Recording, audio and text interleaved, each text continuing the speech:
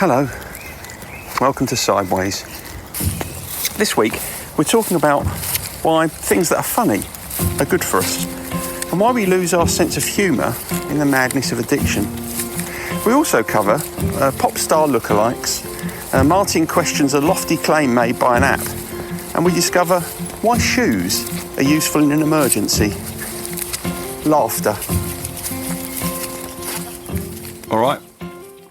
Yes, mate. Yeah, how are you? Bit warm. It's lovely and warm, isn't it? Have you managed to get your new little puppy sorted out? It depends what you mean by sorted out. If you mean have I stopped biting and chewing everything, the answer to that is no. I was thinking when I was making some liver cake earlier in the week, because dogs like liver cake. That sounds awful. Go on. I was wondering if, do you think there are any vegan puppies? They get a choice, really.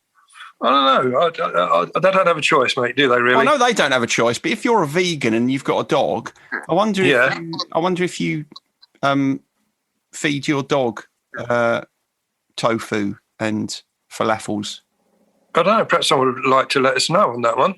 If they're a vegan and they've got a dog. Yeah, we need to know. Isn't it? That's the sort of thing that keeps me lying awake at night, wondering. Does it? Well, yeah, you haven't got enough going on in your life, if that's the case. Well, it's interesting you should say that, because I'm reading a really good book at the moment called How to Do Nothing. Oh, right, okay. Yeah, it's very good. As you know, that's something I aspire to.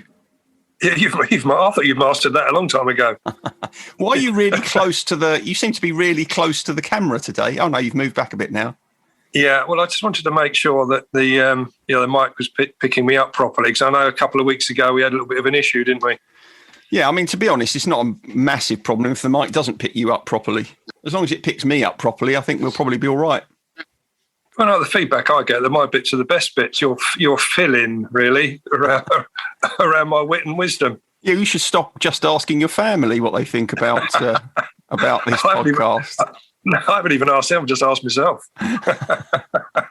Anyway, have you got over the football yet?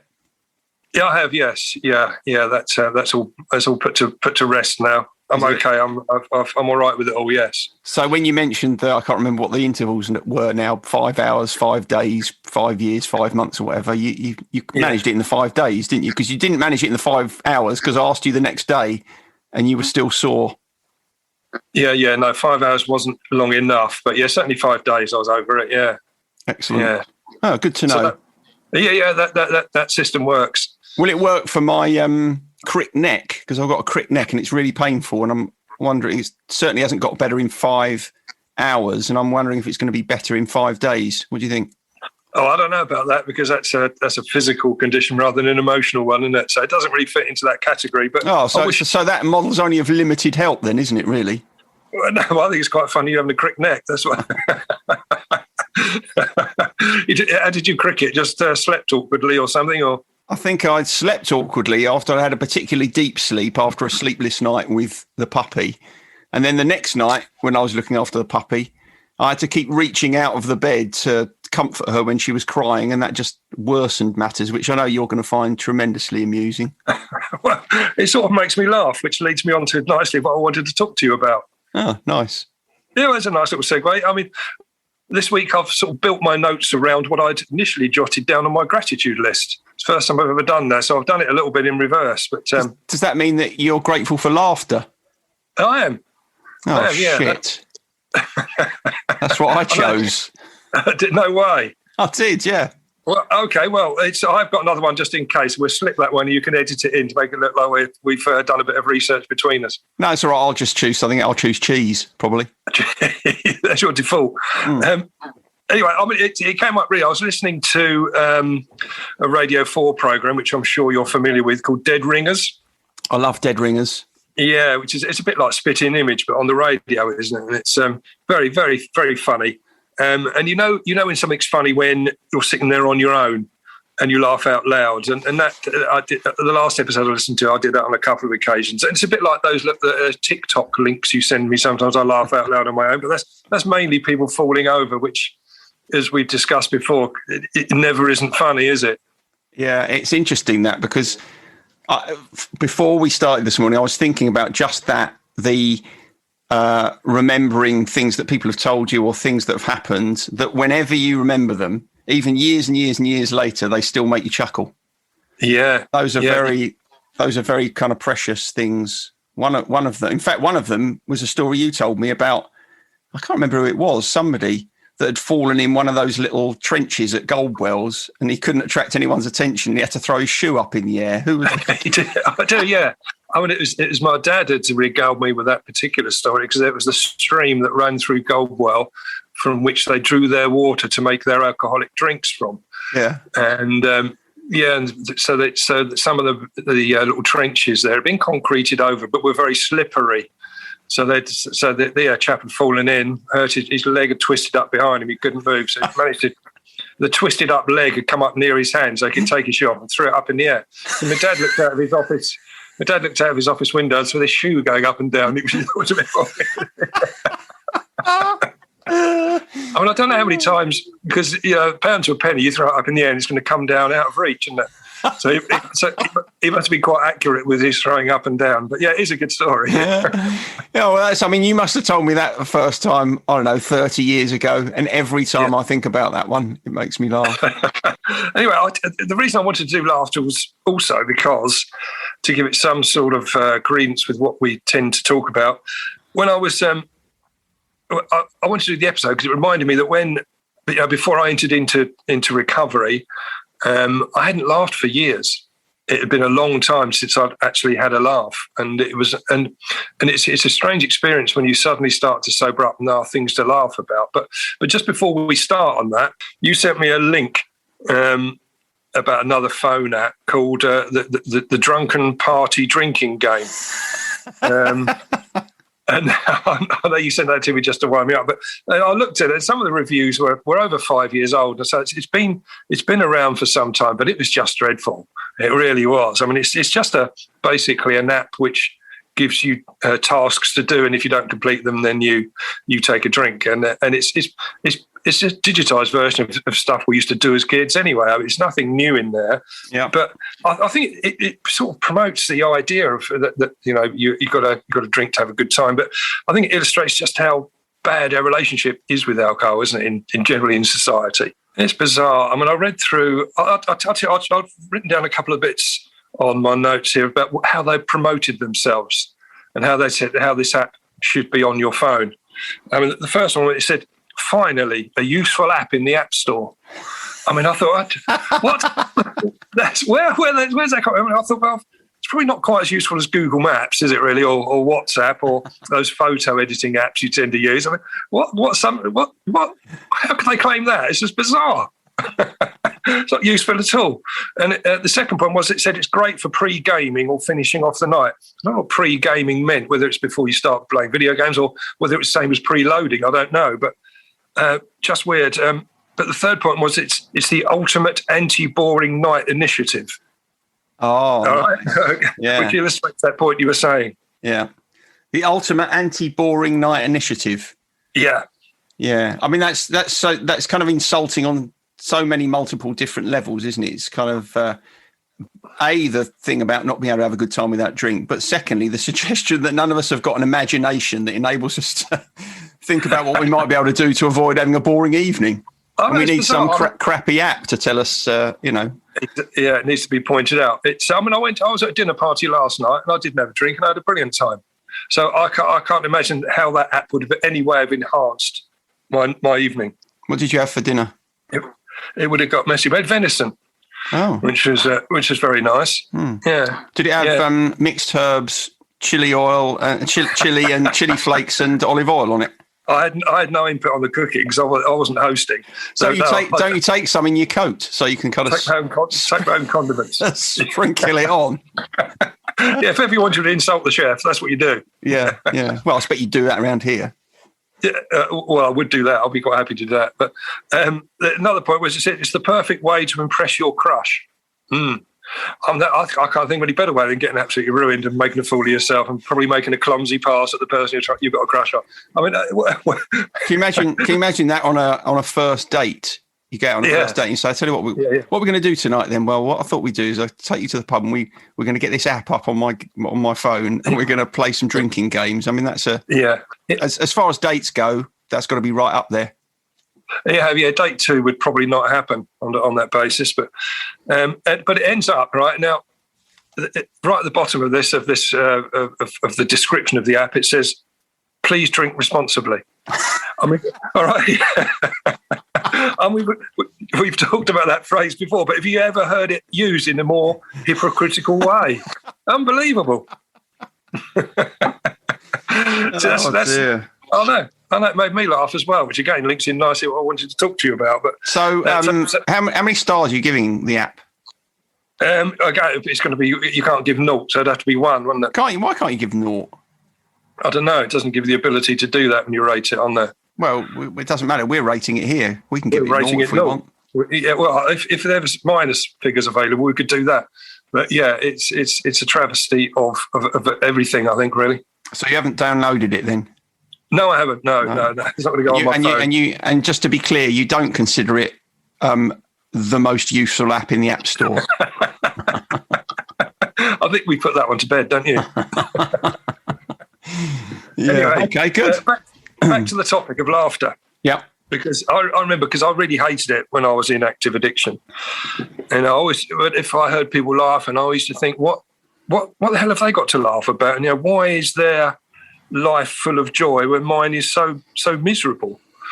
When you're using drink, which is supposedly almost like a party drug, and it's supposed to make you happy and cheer you up and make things flow, it just made me completely miserable at that end of the of my drinking career, as it were. And and I used to hate people laughing around me. It didn't fit in with the way I felt. Did you ever? Because I know that one of the aspects of addiction is paranoia. Did you ever think people were laughing at you? I did. I mean, I did. What are you doing there? What sort of accent was that? I did. Are you doing it in South African? No, that's purely unintentional, mate. I thought you drifted into South African there for a minute.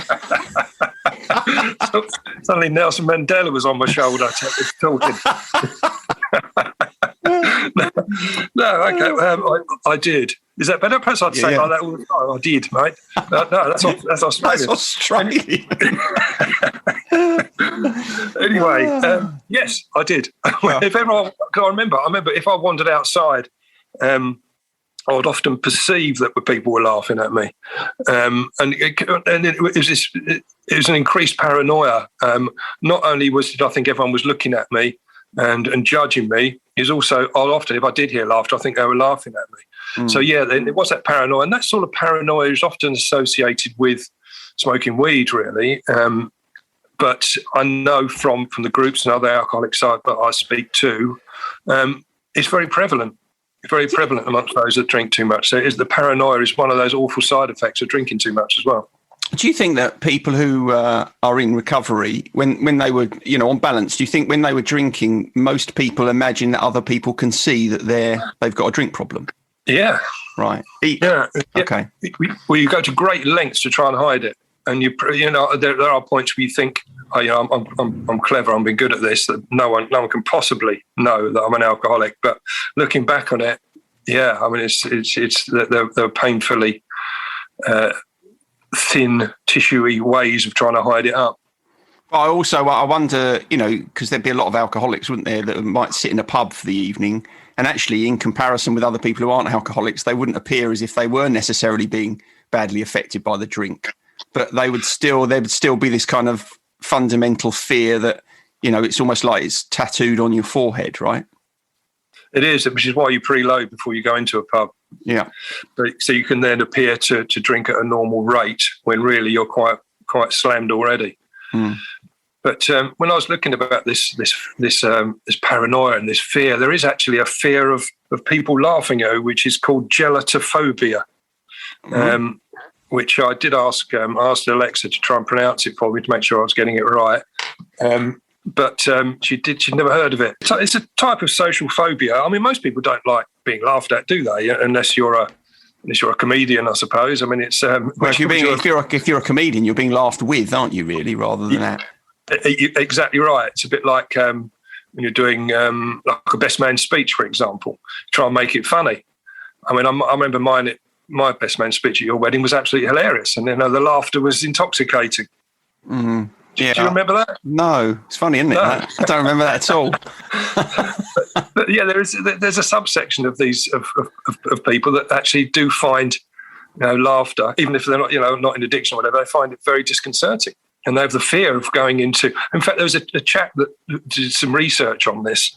And his name was called Michael, and I'll spell his surname, which is Titze. Michael Teets, or Michael, it's just Michael Tits, isn't it? Surely. Well, we're calling him Mickey Tits. Mickey Tits. Yeah, Mickey Tits. So Mickey Tits. I mean, he must have been afraid of people laughing at his surname. Surely, that's probably. That's probably why he did the research. Well, exactly. Yeah. He was halfway there already, wasn't he? He must have had that. But he observed that the people that had this particular type of phobia, and it is a recognised phobia, he found that they would, if they went out into an environment, anywhere they would go, they would be searching around to look to see if there's any signs of laughter or ridicule. And they'd avoid them because they tended to see themselves as ridiculous as well. So that obviously their self-esteem would have been right on the ground, very similar to how it is when you're in active addiction, where you have no self-esteem at all. It's you hate yourself.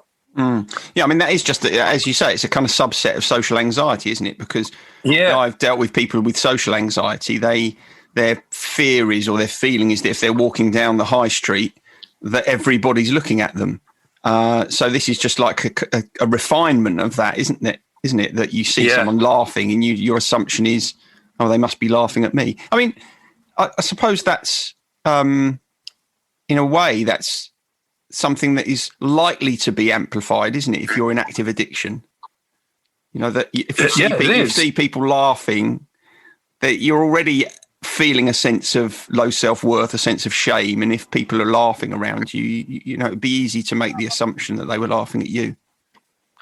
And I recall that, and it's a horrible feeling. But this chap, Mickey Tits, also observed when people felt they were being laughed at or being ridiculed, suddenly their movements became very awkward and sort of wooden.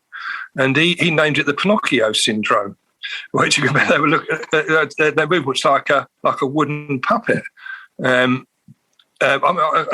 thought Pinocchio syndrome because my mum used to say to me, if I lied too much, then my nose would grow like Pinocchio.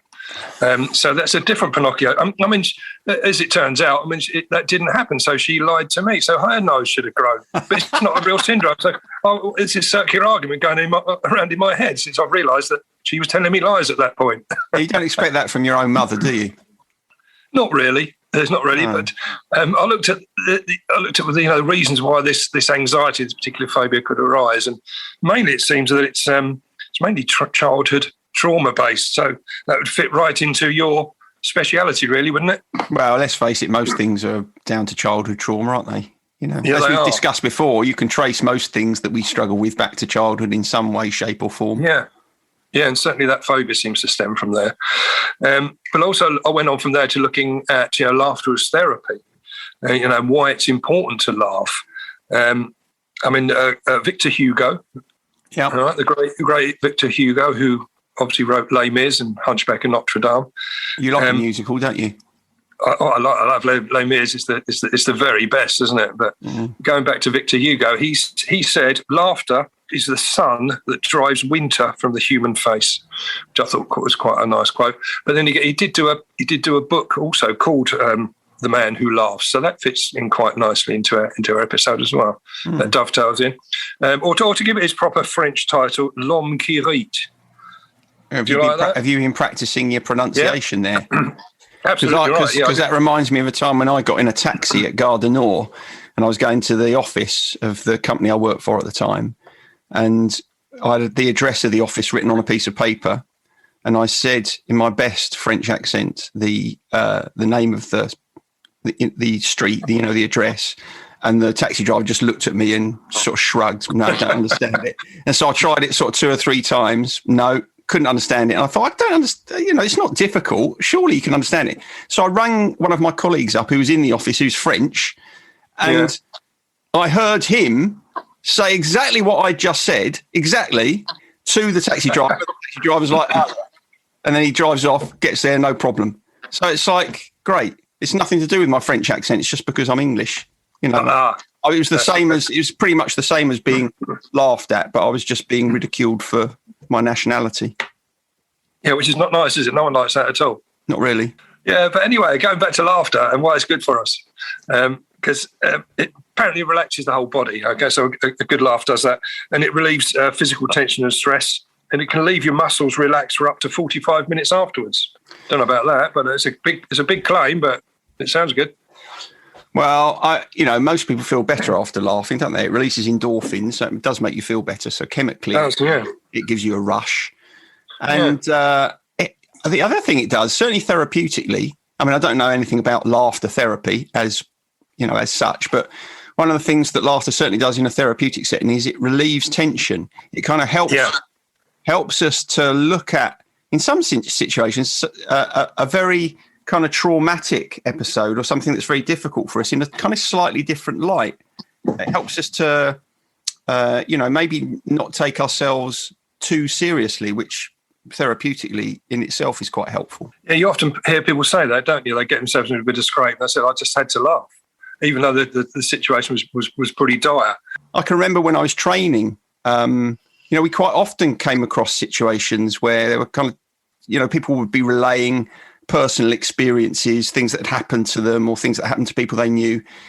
And you would find yourself laughing and then kind of checking yourself and thinking, oh, hang on, is this all right? Because this is something quite serious. But I think most people find that helpful. They find it helpful to feel that something that is quite weighty that has happened to them doesn't actually have to always feel that much of a burden. It can be something that you can look at it and say, well, now that I'm past it, now that I have got over the experience of it or I've survived the experience of it, it's okay maybe for me to look at it with a slightly different view. Yeah, I agree. I do agree. And sometimes we get, in groups, we get some stories that come up which are truly toe-curling. You think, oh, it's awful.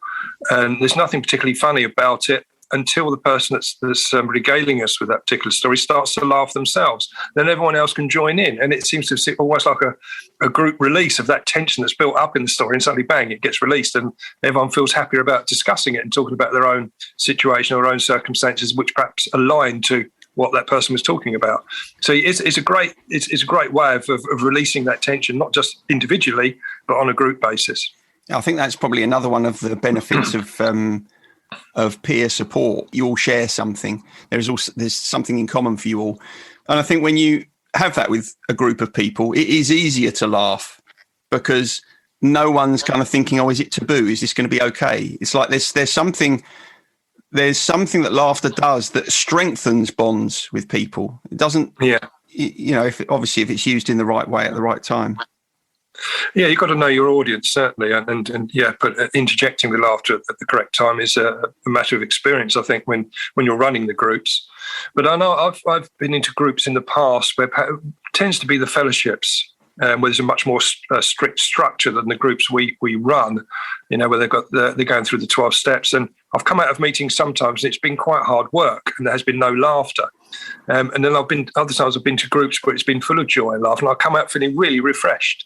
And it can be the same set of people. It just depends on the circumstances at the time.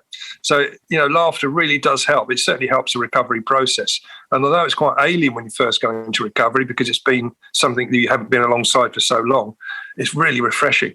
What you say about going to kind of two separate meetings, one being full of laughter and one being perhaps more somber, raises another important thing to remember about laughter, which is if you go to a meeting and it's full of laughter and you come out feeling, enlivened and invigorated and full of energy, that's great. But if you go to one and it's much more somber and serious, and it is so just because of the nature of whatever was discussed or the kind of mood at that meeting, it's a reminder that it's important for us to go and find laughter. If there isn't existing in your life today, or if you go and do something and you kind of feel weighed down by the significance of it, then introducing something that does make you laugh into your life regularly is such an important discipline. And I think we kind of forget that that is to an extent within our control. Yeah, it is. For me, I just got to think about you losing the lens of your glasses at Upton Park, and it makes me chuckle. Well, that tends to make me angry, which leads me on to my next point, where laughter nothing better than laughter it can be used to diffuse anger and conflict. I mean, you can get into a conflict with someone, and if you both then start to laugh about the situation, that anger and angst is immediately gone. Yeah. So it's quite a powerful tool there. And although I didn't find having my lens punched out of my glasses very funny at the time, I think we laughed about it when I was trying to search around on the terrace floors for my lens. I think we both found it quite funny. And I didn't forgive you, but I could see by it. No, you couldn't see by it, could you? No, you're right. That the idea of laughter diffusing anger and frustration is also very useful in parenting. Sometimes our kids do things when they're small, and it's angry and frustrated. But if you can find the humour in it, maybe not in the moment, but afterwards, it really does help. I mean, it certainly helps to heal tension and division between them. It does. I know, talking to my daughter Lizzie, who's a teacher, I remember saying to her, don't you find it, do you want to laugh sometimes at some of the things that kids say as excuses or the way they behave? She said, yeah, I do. But you obviously at that point it's inappropriate. You can sort of laugh about it later with some of the other teachers or when you're relaying the story on. But at the time, you have to contain that laughter. It wouldn't help the situation at that time. It'd be condoning their behaviour. Yeah. So it's using it at the right time, isn't it? But don't you find on that point? Don't you find sometimes something will happen? You'll see something, or there'll be some sort of stimulus, and it does make you laugh inside, and you can't let it out because it's inappropriate. I mean, I think that in itself is also quite therapeutic. Us being able to see things and think, well, I'm going to have a little chuckle about that myself, just internally. I don't need to show that I find it funny. I don't need to upset anybody else because I find it funny. It's like, that's okay, isn't it? That's a lovely bit of self-care, really. True. Yeah, I like that angle on it. In studies also, they reckon that laughter can help you live longer. Now, I don't know how true that is, but apparently they did a study in Norway and found that people that had a strong sense of humour tended to live longer. Yeah, because it reduces our stress levels, and we know that stress kills us. We do. We know that we've seen grumpy old people, haven't we? But they've lived to a ripe old age and are still grumpy. I'm looking at one now. Hey! But I thought there was a little quote just to sort of round this segment off. It's a child's laugh could simply be one of the most beautiful sounds in the world. That's about right, isn't it? Yep. It cheers you up when you hear other people's children laugh. Making your own children laugh, especially when they're very young and they're just starting to giggle and chuckle, it's just fantastic, isn't it? It is, yeah. I'm just thinking about that. I can remember when our children were small, we used to record them laughing just so we could play it back. Yeah, and it cheers you up, doesn't it? Yeah, it really does. It's hard, actually, when someone's laughing, even if it's an adult, it's hard when someone's really, really laughing not to find yourself smiling. Yeah. It is, yeah. It's intoxicating all the time. You're in a sober frame of mind, as it were, as opposed to in active addiction, where that sound is one of the worst sounds. So it's the sea change is immense. But it even mentions laughter in the Bible as well. Does it? So I've got a little.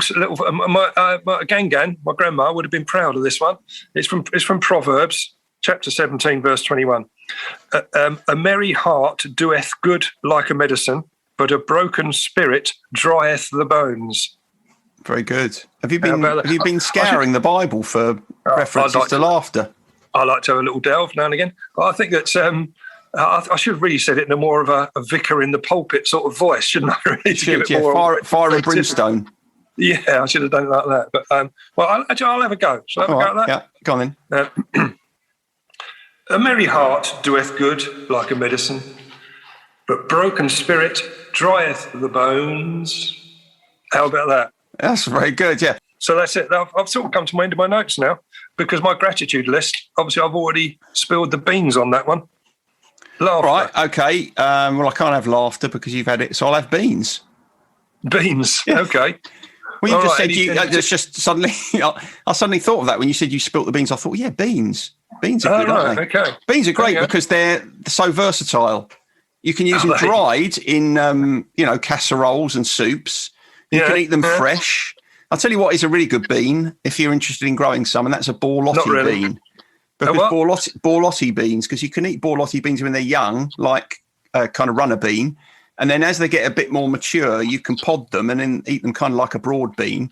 Or you can leave them till they get really old and their skin's quite papery, and then you can dry them and put them in soups and stews and enjoy them all winter. So, quite frankly, now I'm talking about it, I cannot believe that I haven't had beans on my gratitude list before. And of course, baked beans on toast with Marmite with grated cheese on the top is just about, well, it's a supper of kings, isn't it? Well, I don't know about the Marmite bit, but the rest of it sounds okay.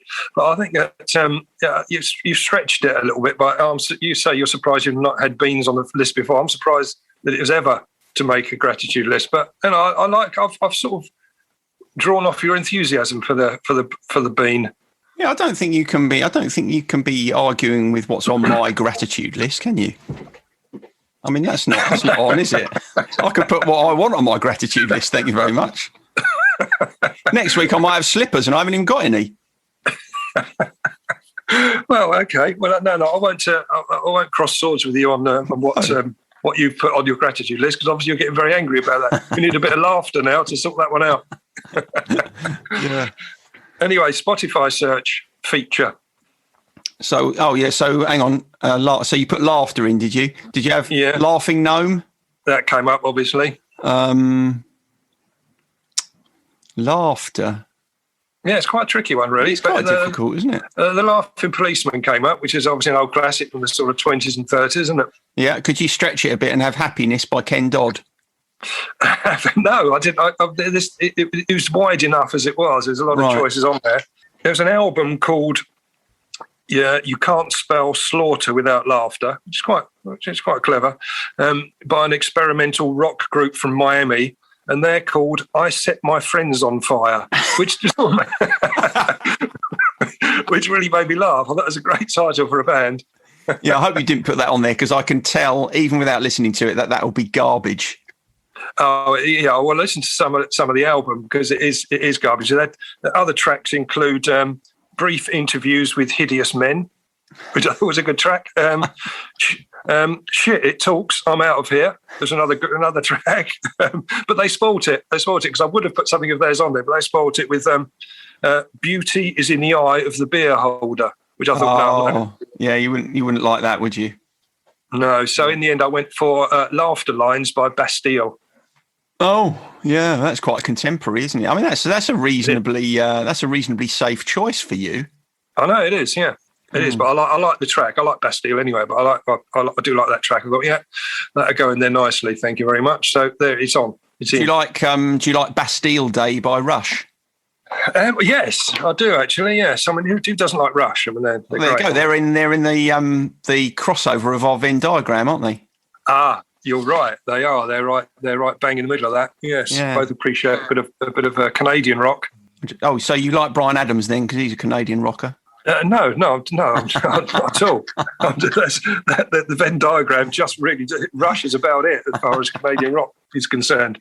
Well, try not to get too hot. Stay hydrated. Okay. And if you do go out, wear a hat. You are sounding like my mum now. You're going to tell me about the Pinocchio syndrome next as well. Don't tell lies, because if you do, your nose will grow long. Good work. I'll try not to. All right. See you later. Laters. Bye. Bye. Sideways was created by Graham Landy and Martin Pankhurst. If you want to read more about our work or sort through the extensive archive of past episodes, just visit grahamlandywellbeing.co.uk/sideways-podcast. You can follow us on Twitter or Facebook or Instagram at Sideways Podcast, and you can email us if you have a question or if there's something you'd like us to cover. But most of all, we want to tell you how grateful we are that you come and listen, and we ask that if you've enjoyed what you've heard, that you spread the word. And we'll see you next week.